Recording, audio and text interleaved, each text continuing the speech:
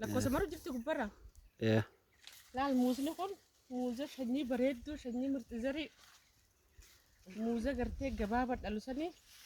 شنكورة خلص أكما بيكمو شنكورة هورين الرافع جدا ما خرت كونس دتشيلني هدا akka biyya hindi qabnes ni godha kanaafuu kun haaluma qonnaan bulaan keenya itti fayyadamu bishingaan shankoora kana gubbatti argamu kunis bishingaa shanyii bareedduudha bishingaa shanyii shaashee jedhanii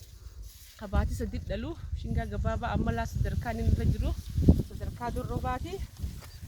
akkuma laaltanii gartan kanatti ooyiruu tana keessa wanni bareedduun ija namatti toltu argamti waan ija namatti tolu jira amma qophii nuti irra jirrus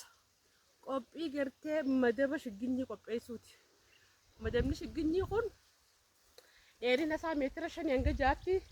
bal'inni isaa immoo meetira takka ol keensi lafarraa saantimeetira 10 hanga 20ti akkasitti ijoolleen kun ijoolleen asitti argamu jiru ijoollee ooyiruu sana jala iyyuu ijoollee halkanii guyyaa dadhabeen jenne niin boqodhan jenne yoo ooyiruu sana keessa ooluu baanne fayyaa hin qabnu jaan ijoolleen keessa ooluu baanne fayyaa hin qabnu ni dhukkubsannaa amma sana akka guyyaatiif maatii laaqana asin naafitanii deemuu